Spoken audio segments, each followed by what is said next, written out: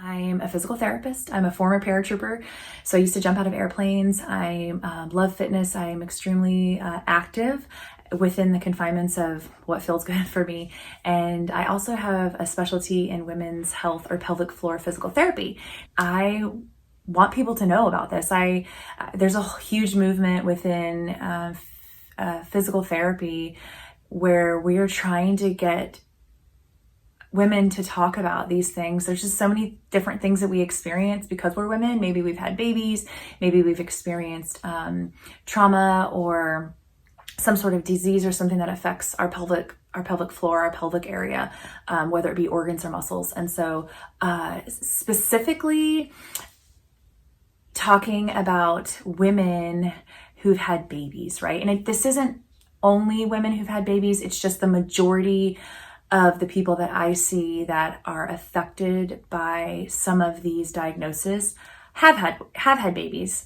But just note that some of them might not have had babies. Our bodies are different. So when we're in the service, we don't have the male body. We don't have the same structure, stature. We don't have the same cross-sectional area in terms of our muscles. Our bones are the same bones, right? But they might not be as big because women generally are a little bit smaller than men. That's just science. Yes, there are anomalies out there where there are some women who certainly are bigger than men, but just know the majority is what I'm talking about. So women that are in the service and they've had children, they are so much more susceptible to some of these pelvic floor issues that you might see. So just from the women's standpoint, after you've had a baby or while you're going through the process of being pregnant, our body changes so much to be able to prepare to have a baby, correct? And so that doesn't go back necessarily to the way it was before we had a baby.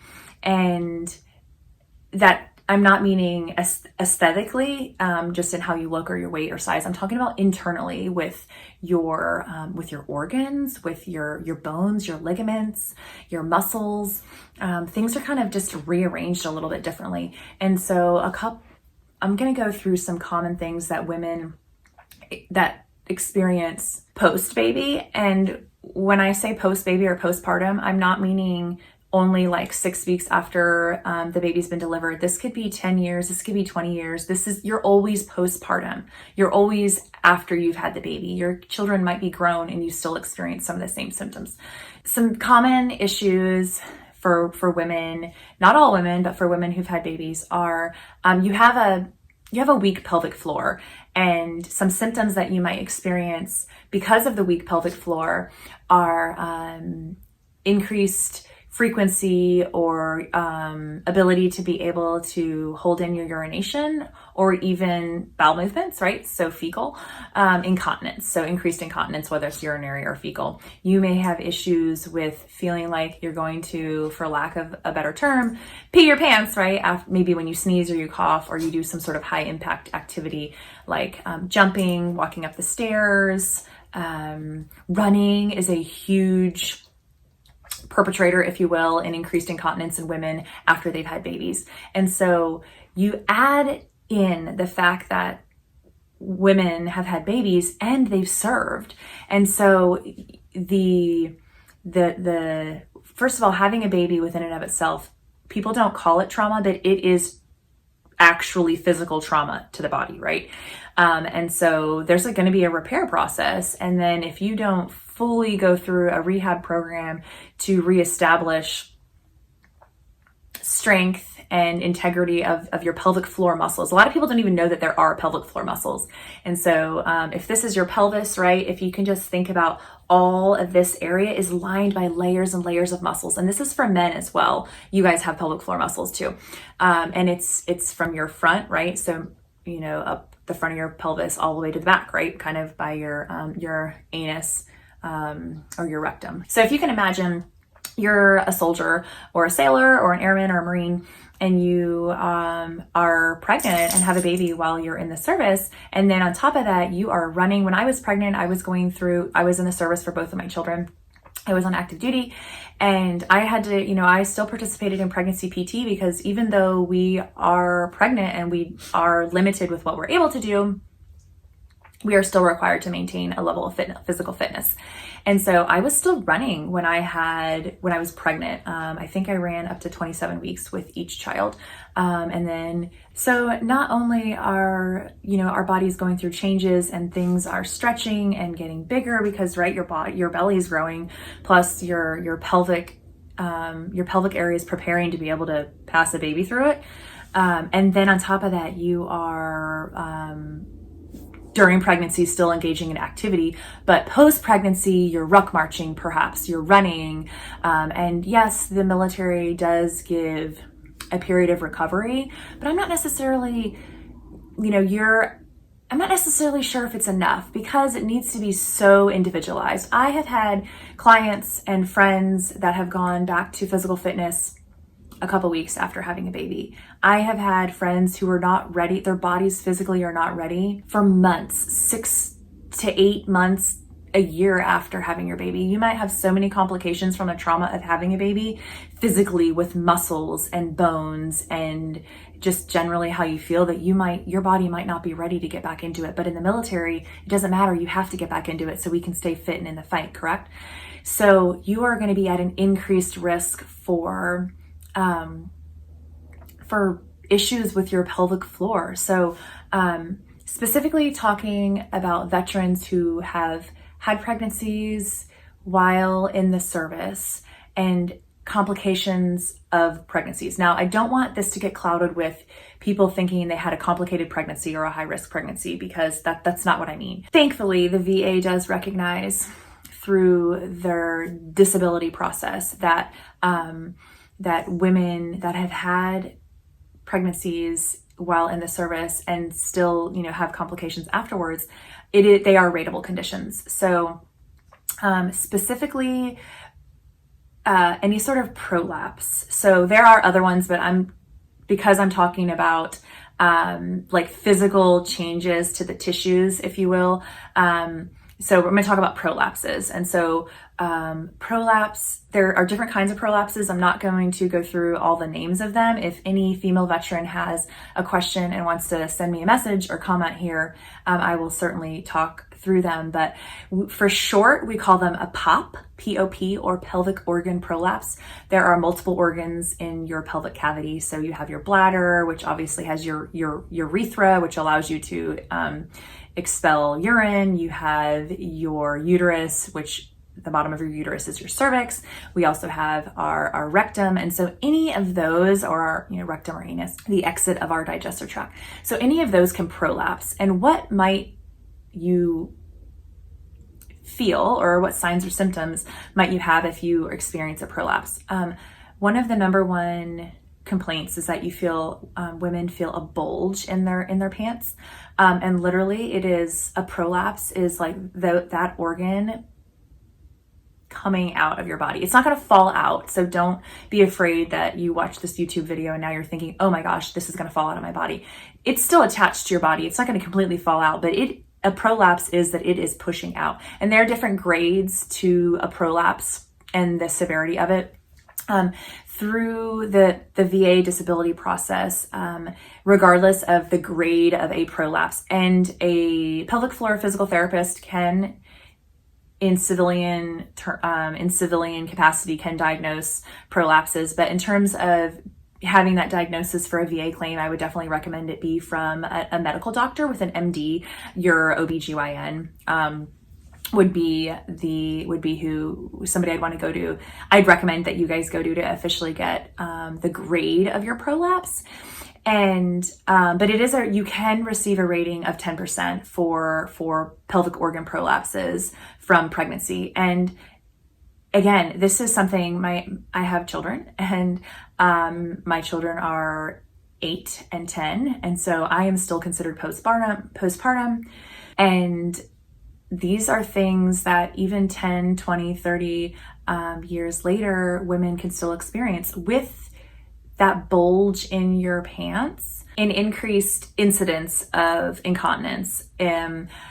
Your pelvic organ prolapse, or your POP, you'll have better days and you'll have worse days. And you may have days where you feel like you can control your incontinence, you can control your urine, and you can control your bowel movements. But when your pelvic organ prolapse is pushing out a little bit more, you may have increased difficulty being able to control the ability of when you should go to the bathroom, right? We should go to the bathroom when we're out on the toilet, not when we're getting ready to the toilet. Going to the toilet. So, I have talked to many women in my practice that on a daily basis have to wear some sort of protection or barrier, because they aren't sure if every single day they're going to make it to the toilet or have leakage. They aren't sure when they cough, if they have a cold, or sneeze, if they're going to have a little bit of incontinence due to the pelvic organ prolapse.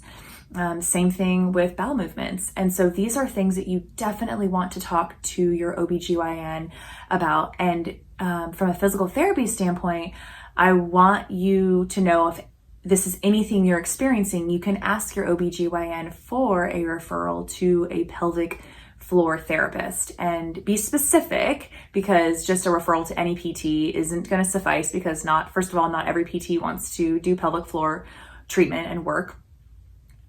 And you're going to want to see somebody who knows and really specializes in that area. And so they do exist. The good old Google search will be able to tell you in your area. I'm not certain how many that the VA staffs, but I do know that at military treatment facilities, I have very good physical therapy, pelvic floor, women's health friends that work at a couple of the military treatment facilities. And so if you are somebody who's still serving, that's certainly an option, but you can also use that as a tool to contact that military treatment facility to say, hey, I'm a veteran, I do my care at the VA, is there somebody who specializes in pelvic floor rehab at the VA? So if the VA doesn't have it, I just encourage you to search on the internet for a pelvic floor therapist, because while these are things that women postpartum deal with on a daily basis, it is not something that is untreatable. There is treatment. Now, is it going to be cured in 2 treatments? Is it going to be cured with a pill? No. This is going to be care that needs to be seen over time. And so I would just ask you to be patient and be compliant and really want to receive the treatment and trust the process. As far as VA ratings, I kind of already touched on that. If a female veteran had a complication or has a complication from a pregnancy with a pelvic organ prolapse, it can be rated at 10%. But because if you remember, I also talked about the other complications. So you could have complications with your bladder or your digestive tract, because the ability to be able to appropriately have a bowel movement at the appropriate time relates to your digestive tract, and the ability to be able to void urine appropriately at the right time relates to your genitourinary tract. So there could be some additional ratings that could be included if you not only have a pelvic organ prolapse, but then you also have these other complications, and they would be rated under a different code. So I just want to empower women and veterans to talk about it more. If you don't want to talk about it with your partner, your spouse, your husband, your boyfriend, whatever, there are many, I'm even a part of some of them, online social media groups that are private groups where it's all women and we talk about the complications of having pelvic organ prolapse. I'm in a couple that are just women in general, not associated with the military. I'm in one specific to military women, firefighters, and police officers. So because we have that component of having had babies, but also have the physical component of we have to run, we have to ruck, we have to jump, that added high impact to our bodies that have also had babies. It adds another layer.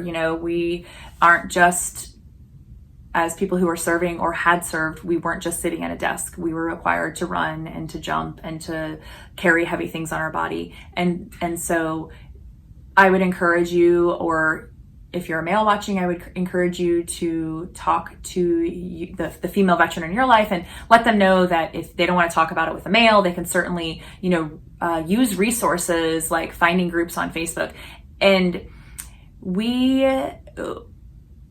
we're trying to get people to talk about it more, because this is something that is so common. It's just we haven't talked about it for so long. Just like in the beginning of this video, when I mentioned that there are medical doctors that don't even know that pelvic floor physical therapy is a thing, right? And so if there are medical doctors that don't know that pelvic floor physical therapy is an actual thing, how are women getting the referrals to be able to be treated? Instead, they're just dealing with this on their own, and not telling anybody, and potentially being really embarrassed, because these are really embarrassing things to have to deal with if they're not controlled properly. And so I want to encourage people to talk about it a little bit more. If you're not comfortable talking about it to in person to people, the internet is a great source. Social media is a great source. There are private groups that discuss these things. And I think from a quality of life perspective, yes, these videos are intended to help veterans be able to process the claims that they deserve. But from a quality of life perspective, I truly just want to empower veteran, and in this case, based on the topic, female veterans, to be able to have really enriched, good qualities of life. And specifically, complications of pelvic organ prolapse after pregnancy are just things that haven't been talked about for so long. And if we start encouraging people to talk about it, and you realize, oh my gosh, I am normal, these are things that happen, you can start really getting the treatment that you deserve, and feeling better, and living the life that I want everybody to live. So I want to encourage you guys to ask questions below. You can refer female veterans to me, to VA Claims Insider, and they can put them in contact with me. I can answer any questions. I can assist in any way, and encourage and recommend and provide education. I love being able to come to this platform and talk with all of you guys. So I hope you guys have a fantastic day, and I'll chat with you guys soon. Bye.